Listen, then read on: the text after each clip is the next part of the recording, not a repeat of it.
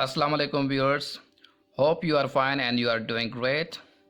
Viewers, today I will be discussing about Precis.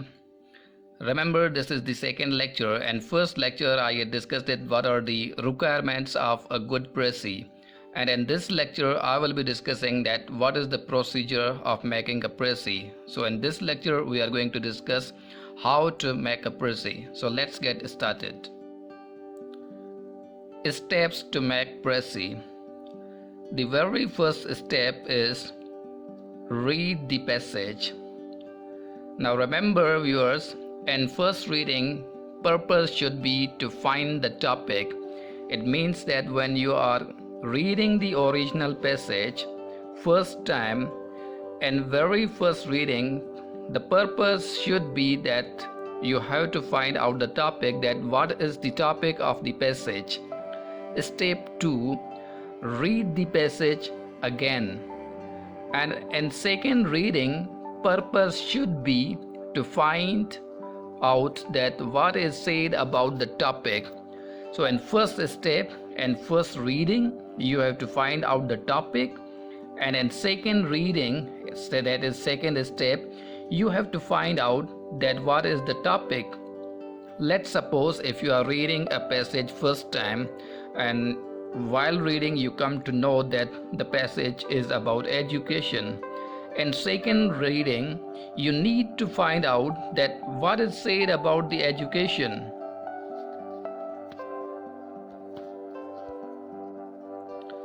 Step 3 or number 3, read the passage once again, and in third reading purpose should be to fully understand the topic. So viewers, in every reading we have different purpose in our mind. As I discussed earlier, in first reading you have to find the topic, in second reading you have to find that what is said about the topic, and in third reading your purpose should be to fully comprehend the topic. You need to fully understand the topic. So these are the first 3 steps. You have to read the passage 3 times. Step 4, read the passage and underline the important areas. Viewers, in first lecture about Precis I had discussed that what are the important areas and what are unimportant. If you want to know about that, you can go to that video and you can find out. Now when you are reading 4th time, you must have a pencil in your hand, and when you are reading you must underline those areas which are important. And for your own comfort you can give the numbers. For example, if there is one area, you can underline it and give it a number 1, number 2, number 3, or whatever the areas are. You must give number for your own comfort. So this is the 4th step, read and underline the important areas. Number 5, step 5, read only underlined sentences and check for repetition. Now at 5th step, viewers, what you have to do, you have to read those sentences which you have underlined. Now the purpose of reading those sentences is to find out if there is any repetition. Maybe there are 2 or 3 similar areas and you have underlined both, then you can cut that one sentence or one area. So in this step you have to check for the repetition. Number 6 or the 6th step, read those sentences which are not underlined and check for important ideas. Viewers, in 6th step you need to read those ideas which you have not underlined. The purpose of doing this is to find out maybe you have left some important idea there. If there is any, you can underline it, but if there is not, then just go ahead. Step 7, viewers, at step 7 what you have to do, rewrite the important ideas in your own language. Now in previous steps, as you have underlined the areas, you have checked for the repetition. At this step you have to rewrite those areas which you have underlined in your own words.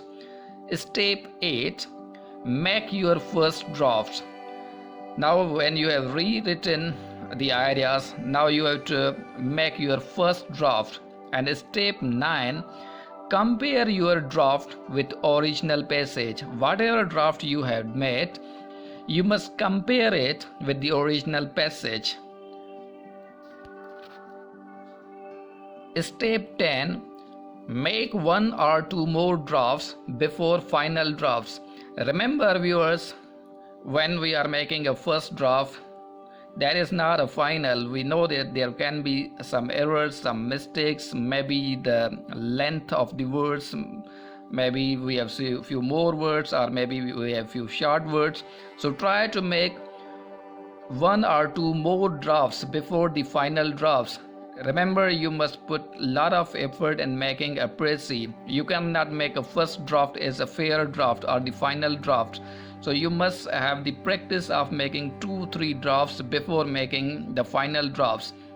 Then check for the spelling and grammatical mistakes. Remember, before making a final draft, you must be very much clear about your grammatical mistakes, about spelling. So you need to be very sharp, very careful about these small errors. Then one more important thing, remember, write only 1 paragraph of a précis. Viewers, the précis is always written in a 1 paragraph. If you are writing more than 1 paragraph, it means you do not know the art of making a précis.